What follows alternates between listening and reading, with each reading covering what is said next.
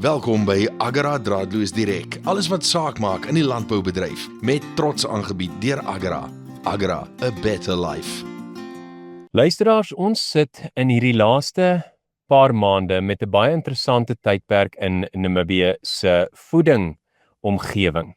Hoekom ek dit so snaaks stel is ons het groen gras en meeste van die plekke in ons land het die gras stadig gegroei. Maar daar is plekke waar die gras so mooi reën gekry het dat hy baie vinnig gegroei het. Dit sit ons op 'n snaakse plek want ons sien die groen gras en ons verwag dat hierdie groen gras eintlik vir die diere uitstekend voedingryk moet wees. Maar dit is nie altyd nie en veral nie as die gras te vinnig gegroei het nie. Die rede daarvoor is die gras het nie die kans om al die voedingsbronne, al die minerale en al die vitamiene eintlik vas te lê in daai saad en in die grasliggaam self, soos wat hy kan doen wanneer die gras stadiger groei nie. En veral nie nadat ons so lang tydperke droogte gehad het nie. So ons sit gereeld dan met omstandighede waar ons diere het wat tekorte wys in sekere minerale. My voorstel hierso is om te gaan een keer daai moeite te doen en een van daai elke kleur van daai lekblokke te koop. Dit beteken daai groen blok vir koper, daai rooi blok vir seleen. En daar's 'n lekker ding nou waar Agra 'n klomp verskillende mineraalblokke het wat hulle beskikbaar stel.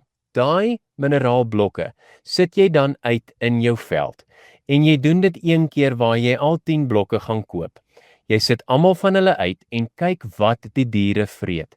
Daai ene wat die diere vreet, gaan koop jy dan meer van en plaas dit meer uit in jou plaas. En soos die tyd aangaan, behoort hulle minder en minder van hom te vreet oor die volgende paar maande, want hulle behoefte vir daai mikromineraal, daai spoormineraal of daai vitamiene wat hulle so brood nodig het, raak dan minder.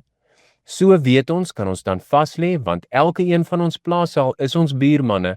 Elke een van ons plase het verskillende draagkrag op die veld. Elke een van die grasse en die verskillende graspopulasies het verskillende vaslegging van die verskillende minerale en so kan ons vir ons diere daai spesifieke spoormineraal gee wat hulle nodig het sonder om geld te mors deur 'n heeltemal veronderstel gebalanseerde produk op die grond neer te sit wat hulle nie eintlik noodwendig nodig het nie. So doen een keer daai proef, kry daai verskillende spoormineraalblokke op die grond, kyk wat jou diere nodig het en gee vir hulle dan van daai spesifieke produk wat hulle eintlik nodig het om ordentlik te kan groei.